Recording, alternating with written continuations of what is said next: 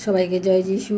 আমাদের মহান প্রেমময় পিতা প্রভু যীশু খ্রিস্টের নামে আজকের সকালে আমি সবাইকে স্বাগত জানাই।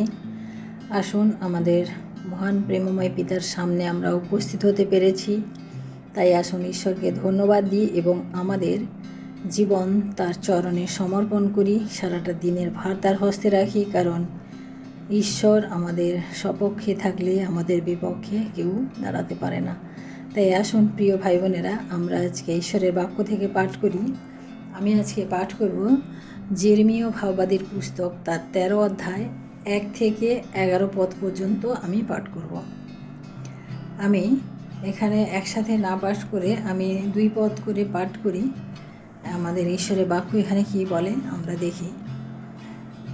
সদাপ্রভু আমাকে এই কথা কহিলেন, তুমি যাও, মসিনা সুতার এক পটিকা ক্রয় করো ও তাহা কটিদেশে বাঁধো, তাহা জলে দিও না। তাহাতে আমি সদাপ্রভুর বাক্য অনুসারে এক পটিকা ক্রয় করিলাম ও আমার কটিদেশে বাঁধিলাম। আমরা এখানে দেখি যে ঈশ্বর সদাপ্রভু আমাকে এই কথা কহিলেন। এখানে প্রথম বাক্যে প্রথম লাইনেই আমরা পাই সদাপ্রভু আমাকে এই কথা কহিলেন। অর্থাৎ এখানে আমরা দেখি যে যিরমীয় ভাববাদীকে ঈশ্বর এই কথা বলছেন। সরাসরি ঈশ্বর যিরমীয় ভাববাদীর সাথে কথা বলছেন। অর্থাৎ যিরমীয় ভাববাদী হচ্ছেন সেই সময়ের পুরাতন নিয়মে আমরা দেখি যে তিনি একজন ভাববাদী, যাকে ঈশ্বর সরাসরি কথা বলতেন, কিছু কথা ঈশ্বর জানাতেন, যে কথা তার ঈশ্বরের সন্তানদের কাছে, অর্থাৎ ইসরায়েল বা জিহুদি সন্তানদের কাছে পৌঁছে দিতেন। এই ভাববাদীরা পৌঁছে দিতেন, তার মধ্যে যিরমীয় ভাববাদী একজন। এখানে ঈশ্বরের বাক্য বলে এক পদে আমরা দেখি যে ঈশ্বর যিরমীয় ভাববাদীকে বলছেন যে তুমি যাও, মসিনা সুতার এক পটিকা ক্রয় করো। অর্থাৎ পটিকা হচ্ছে আমাদের কোমরে বাঁধার মতো, অর্থাৎ আমরা লুঙ্গিও বলতে পারি, গামছাও বলতে, যাই হোক এরকম একটা কিছু, আমাদের কোমরকে বেড়ি দেওয়ার জন্য একটা মসিনা সুতা, অর্থাৎ সুন্দর সুতোর একটা ক্রয় করতে বললেন। এবং বলেন কি কটিদেশে বাঁধো, এবং কোমরে বাঁধতে বলেন। আর একটা কথা কি বললেন, তাহা জলে দিও না। অর্থাৎ এখানে ঈশ্বর সদাপ্রভু যিরমীয় ভাববাদীকে 3টে কথা বলেছেন, যে তুমি যাও, গিয়ে একটা মসিনা সুতার পটিকা ক্রয় করো এবং সেটিকে তোমার কোমরে বাঁধো এবং তাহার জলে ভিজিও না। আমরা প্রথম পদে দেখলাম। দ্বিতীয় পদে আমরা কি দেখলাম, যে যিরমীয় ভাববাদী ঈশ্বরের কথা শুনলেন, তাহাতে আমি সদাপ্রভুর বাক্য অনুসারে এক পটিকা ক্রয় করিলাম ও আমার কটিদেশে বাঁধিলাম। আমরা দেখলাম যে যিরমীয় ভাববাদী তাই করলেন। পরে দ্বিতীয়বার আমরা 3 পদে দেখি যে দ্বিতীয়বার সদাপ্রভুর বাক্য আমার নিকটে উপস্থিত হইল, যথা তুমি যে পটিকা ক্রয় করিয়া কটিদেশে বাঁধিয়াছ, উঠো, তাহা লইয়া ফরাত নদীর নিকটে গিয়া তথাকার শৈলে কোনো ছিদ্রে লুকাইয়া রাখো। তাহাতে আমি সদাপ্রভুর আজ্ঞানুসারে গিয়া ফরাত নদীর কাছে তাহা লুকাইয়া রাখিলাম। আমরা 3 থেকে 5 পদ পর্যন্ত পড়লাম। এখানে আমরা দেখলাম যে পরে যিরমীয় ভাববাদীর কাছে আবার ঈশ্বরের বাক্য উপস্থিত হলো, যেখানে ঈশ্বর বলছেন যে তুমি যে কোমরে পটিকাটা বেঁধেছিলে, আমি তোমাকে বলেছিলাম, এখন সেটা খুলে ফরাত নদীর কাছে যাও এবং সেখানে গিয়ে কোনো একটা শৈল, অর্থাৎ পাহাড়ের বরফের মধ্যে কোথাও একটা তুমি লুকিয়ে রাখো। আর আমরা পরে দেখি যে যিরমীয় ভাববাদী সেই মতো গিয়ে ফরাত নদীর নিকটে গিয়ে শৈলের মধ্যে একটা গর্তের মধ্যে তিনি লুকিয়ে রাখলেন। 6 পদ থেকে আমরা 8 পদ পর্যন্ত দেখি। পরে বহুদিন গতে সদাপ্রভু আমাকে কহিলেন, তুমি উঠো, ফরাতের নিকটে যাও এবং আমার আজ্ঞায় তথায় যে পটিকা লুকাইয়া রাখিয়াছ, তাহা তথা হইতে তুলিয়া লও। তখন আমি ফরাতের নিকটে গেলাম ও খনন করিয়া যে স্থানে পটিকাটি লুকাইয়া রাখিয়াছিলাম তথা হইতে তুলিয়া লইলাম, আর দেখো সে পটিকা নষ্ট হইয়াছে, কোনো কার্যের যোগ্য নয়। অর্থাৎ তৃতীয়বার যিরমীয় ভাববাদীর কাছে ঈশ্বরের বাক্য আসলো। তিনি বললেন, যাও, গিয়ে ফরাত নদীর কাছে যে পটিকা তুমি রেখেছিলে সেটাকে তুমি নিয়ে এসো। জির্মীয়ভাবাদী গেলেন এবং সে পটিকা বের করলেন সেখান থেকে যেখানে লুকিয়ে রেখেছিলেন, এবং পরে দেখলেন যে সেটা নষ্ট হয়ে গেছে আর ব্যবহারের যোগ্য নেই। তখন সদাপ্রভুর বাক্য আমার নিকটে উপস্থিত হইল, যথা সদাপ্রভু এই কথা কহেন, এইরূপে আমি জিহুদার দর্প ও জেরুজালেমের মহাদর্প চূর্ণ করিয়া ফেলিব। এই যে দুষ্ট জাতি আমার কথা শুনিতে অস্বীকার করে, আপন আপন হৃদয়ের কঠিনতা অনুসারে চলে এবং অন্য দেবগণের সেবা ও তাহাদের কাছে প্রণিপাত করিবার জন্য তাহাদের অনুগামী হয়, তাহারা এই পটিকার জন্য ন্যায় হইবে, এই পটিকার ন্যায় হইবে, যাহা কোনো কার্যের যোগ্য নয়।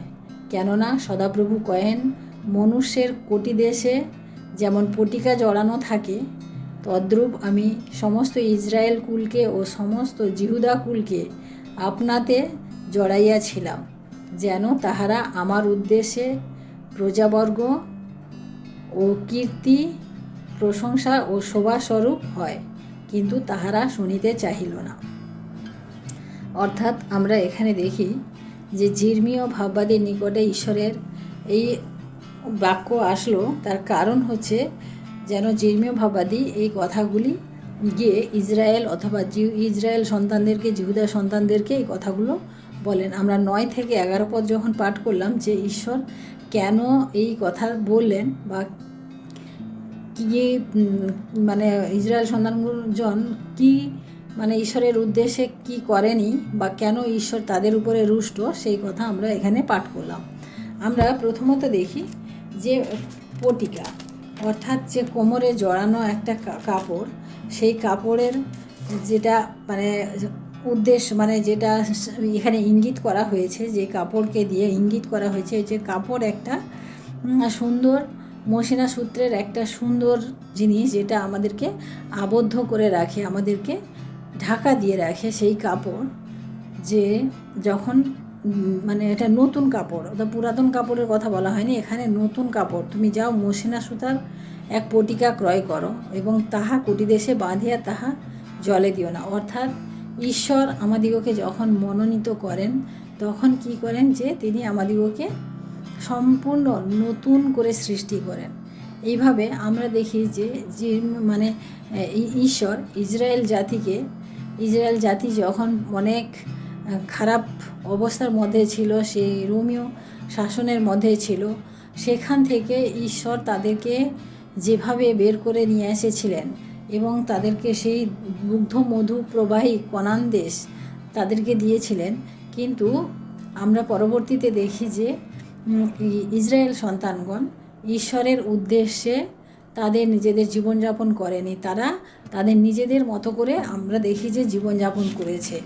এবং আমরা এখানে যখন আমরা পাঠ করি যে তাদের মানে কেন তাদেরকে ঈশ্বর বলছেন যে কেন তারা বিনষ্ট হয়েছে কি করে, যে তাদের দর্প অর্থাৎ ইসরায়েল সন্তানগণ যখন মিশর থেকে তাদেরকে নিয়ে আসা হয়েছিল, তারপরে তারা যখন স্বাধীনভাবে কনান দেশে বাস করতে শুরু করলো, তখন তাদের মধ্যে একটা অহংকার চলে আসলো। মানে ঈশ্বর যে তাদের এত বড় উপকার করেছেন, এত কিছু তাদের জন্য করেছেন, সেই সমস্ত কিছু ভুলে গিয়ে তারা নিজেদের ইচ্ছাতে, নিজেদের অহংকারে সমস্ত কিছু তারা করতে শুরু করলো। এই জন্য ঈশ্বর দেখছেন যে আমি যেই সন্তানদেরকে যেই উদ্দেশ্যে আমরা প্রথমে দেখি যখন মিশর থেকে মানে ঈশ্বর ইসরায়েল সন্তানদেরকে বের করে আনলেন, তখন কি বললেন যে এরা আমাদের প্রান্তরে আমার প্রশংসা করবে, আমার গৌরব করবে।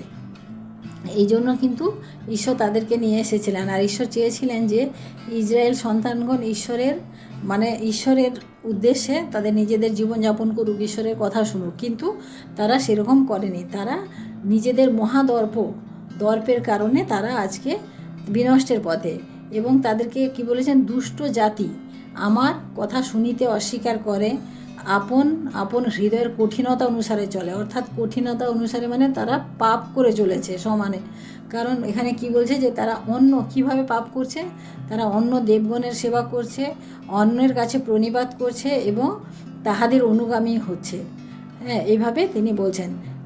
আমরা দেখি যে পটিকা কথাটা তিনি কেন বলেছেন।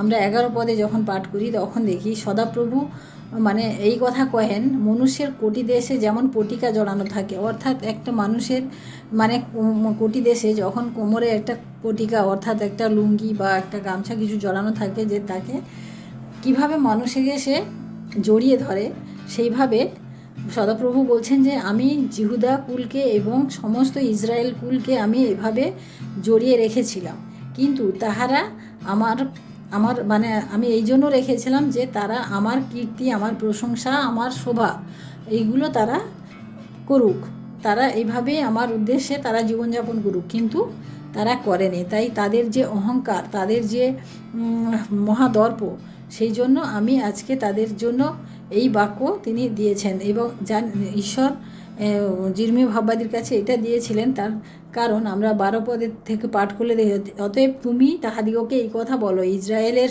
ঈশ্বর সদাপ্রভু এই কথা কহেন, প্রত্যেক কলস দ্রাক্ষারসে পরিপূর্ণ করা যাইবে, তাহাতে তাহারা তোমাকে বলিবে, প্রত্যেক কলস যে দ্রাক্ষারসে পূর্ণ করা যাইবে তাহা আমরা জানি কি, আমরা কি জানি না। অর্থাৎ তাদেরকে তুমি গিয়ে এই সমস্ত কথা বলো যে আমি তাদেরকে, তারা আমাকে ছেড়ে চলে গেছে। এবং যখন তিনি আবার পটিকাকে আবার যখন তুলে নিয়ে আসতে বলেছিলেন জির্মীয় ভাববাদীকে যে তুমি যাও সেই গর্ত থেকে আবার নিয়ে আসো, তখন কি দেখলেন ঈশ্বর যে এটা নষ্ট হয়ে গেছে, বিনষ্ট হয়ে গেছে, মানে আর সেটা কোনো কাজের না। সেইভাবে ইসরায়েল সন্তানেরা ঈশ্বর থেকে এত দূরে চলে গেছে যে তারা আর কোনো রকমভাবে ঈশ্বরের কোনো কাজে তারা লাগবে না। তাই প্রিয় ভাই বোনেরা, এই উদ্দেশ্য, এই পদ পাঠ করার উদ্দেশ্য বা এখানকার উদ্দেশ্য এটাই যে আমরা যখন প্রভু যিশুকে গ্রহণ করি বা ঈশ্বরকে আমরা যখন জানতে পারি, তখন আমাদের মনে যে আনন্দ, যে উৎসাহ, যে একটা অনুপ্রেরণা থাকে, আমরা সেইভাবে ঈশ্বরের কাছে আমরা আসি এবং আমরা মানে আনন্দের সহকারে আমরা জীবনযাপন করতে শুরু করি। কিন্তু আস্তে আস্তে আমাদের জীবনে আস্তে আস্তে মানে ঈশ্বরের সাথে, যিশুর সাথে আমাদের সম্বন্ধ আস্তে আস্তে অনেকটা দূরে চলে যায়। যখন আমরা অনেক দূরে চলে যাই, তখন আর আমাদের ফেরার মতো কোনো রাস্তা আমরা থাকে না, কারণ আমরা তখন স্বাভাবিকভাবে ঈশ্বর থেকে আমরা যখন দূরে চলে যাই, আমরা তখন পাপে পতিত হই এবং শয়তানের কবলে চলে যায়, এবং সেই শয়তানের থেকে আমাদের আর ফিরে আসার কোনো রকম কোনো উপায় থাকে না। আর যখন আমরা ফিরে আসি, তখন সম্পূর্ণ সেই কাপড়ের মতো, যে কাপড় অনেক দূরে রেখে দেওয়া হয়েছিল, অনেক বছর মানে আলাদা করা ছিল, সে কাপড় কিন্তু নষ্ট হয়ে গিয়েছিল। যে সুন্দরভাবে যে নতুন জীবন আমরা পেয়েছিলাম, সেই নতুন জীবন আমরা এক সময় হারিয়ে ফেলি। আমরা যদি ঈশ্বরের সাথে না থাকি, যদি সেই কাপড় যদি কোমরে জড়ানো থাকতো, তাহলে সেই কাপড় হয়তো ভালোই থাকতো বা তার যত্ন হতো, কিন্তু সেই কাপড় যখন মানে কোটি দেশ থেকে যখন দূরে চলে গেছে, সেই কাপড় নষ্ট হয়ে গেছে। সেরকম ঈশ্বর থেকে ইসরায়েল জাত যখন দূরে চলে গেছিলো, তারা তখন বিনষ্টের পথে। আজও আমরা জানি যে পৃথিবীর সমস্ত দেশ, সমস্ত জাতি ঈশ্বরকে যেভাবে মানে, যেভাবে ঈশ্বরকে গ্রহণ করেছে বা ঈশ্বরের কাছাকাছি যেতে পেরেছে, ইসরায়েল দেশ জাত মানে ইসরায়েল সন্তানেরা কিন্তু এখনও পর্যন্ত অনেক পিছিয়ে রয়েছে। তাই ঈশ্বরের যে এই একটা ক্ষোভ, একটা দুঃখ, এটা কিন্তু রয়ে গেছে।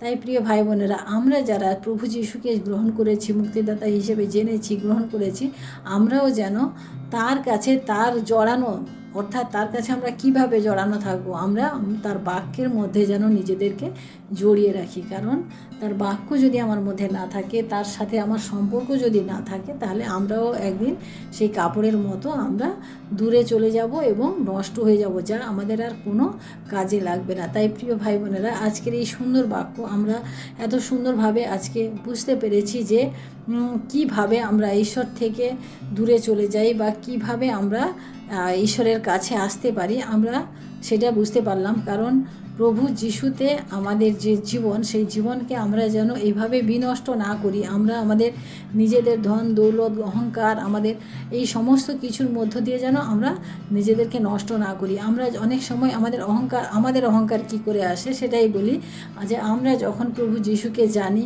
এবং আমার সাথে সাথে অন্য ভাই বোনেরা যখন প্রভু যিশুকে জানে, আমাদের মধ্যে তখন যারা আমরা একটু ভালো বুঝতে পারি, যারা ভালো বাইবেল থেকে পড়তে পারি বা ভালো কিছু ঈশ্বরের কথা বলতে পারি, আমাদের মধ্যে কি হয়, একটা অহংকার চলে আসে যে আমি অনেক কিছু জানি, উনি জানেন না, ও জানে না, এরকম ধরনের আমাদের মধ্যে অনেক অহংকার চলে আসে।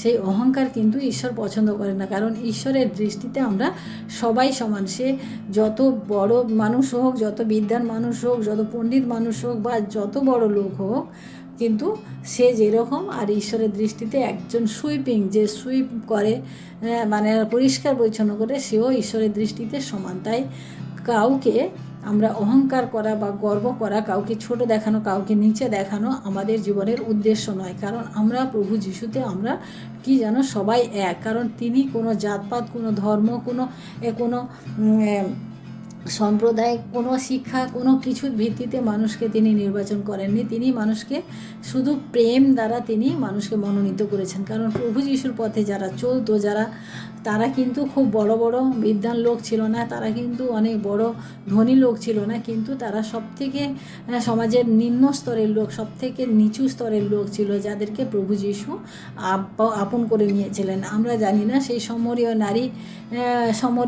সে সমাজের থেকে সম্পূর্ণ আলাদা। সবাই তাকে ঘৃণা করতো, সবাই তাকে অচ্ছুত ভাবতো, সবাই তাকে দোষ লাগাতো, কিন্তু প্রভু যিশু তার কাছেই গিয়েছিলেন এবং তার মধ্য দিয়েই তিনি পরিত্রাণ নিয়ে এসেছিলেন সেই সমস্ত নগরে।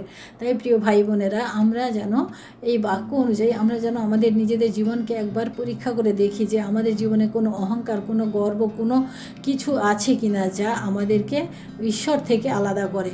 কারণ ঈশ্বর থেকে আমাদেরকে একমাত্র শয়তানই আলাদা করতে পারে। আর শয়তান আমাদের সবসময় সুযোগ নেয় যে আমরা কোথায় আমাদের দুর্বল রয়েছে, সেই দুর্বলতার সুযোগে তার শয়তান ঢোকে এবং সেখান থেকে আমাদেরকে ঈশ্বর থেকে আলাদা করে। তাই প্রিয় ভাই বোনেরা, আজকে আমি আপনাদের সামনে যে বাক্য তুলে ধরলাম, আমি বিশ্বাস করি এবং আশা করি আপনারা সম্পূর্ণভাবে নিজেদের জীবনকে একবার যাচাই করবেন এবং এই বাক্য অনুযায়ী, এই মসিনা সুতোর যে বস্ত্র, সেই বস্ত্র অনুযায়ী আমরাও আমাদের জীবনকে দেখি যে আমাদের সেই বস্ত্র আমরা পরিধান করে আছি, না কি আমরা এই বস্ত্র থেকে অনেক দূরে আছি। কারণ ঈশ্বরের বাক্য হচ্ছে সেই বস্ত্র।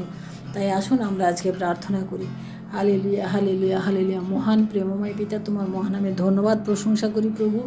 আজকের এই সুন্দর দিনে প্রভু গো, আরেকটিবার তোমার বাক্য পাঠ করতে পেরেছি প্রভু, তোমার বাক্য থেকে শিক্ষা করতে পেরেছি, তোমায় ধন্যবাদ দিই পিতা, তোমাকে ধন্যবাদ দিই পিতা। আজকের এই সারা দিনের ভার তোমার হস্তে রাখি প্রভু। তোমার এই সুন্দর বাক্য, মধুর বাক্য, জীবনদায়ী বাক্য প্রভু আমাদের জীবনের জন্য প্রভু তুমি কাজে লাগাও প্রভু, এবং আমাদের জীবনে এই বাক্য যেন ফলপ্রসূ হয়। তাই তোমায় ধন্যবাদ করি প্রভু। আজকে দিনের ভার তোমার হস্তে রাখি, সমস্ত ভাই বোনকে তোমার হস্তে রাখি। তুমি আশীর্বাদ করো, অনুগ্রহ করো, দয়া করো। সমস্ত মহিমা, গৌরব, প্রশংসা তোমাকে দিয়ে এই বিনতি প্রার্থনা চাই আমাদের মুক্তির ত্রাণকর্তা প্রভু যীশু খ্রিস্ট তোমারই নামে, আমেন। সবাইকে জয় যিশু। সবাই ভালো থাকবেন, সুস্থ থাকবেন। আজকের দিন সবার শুভ হোক। জয় যিশু।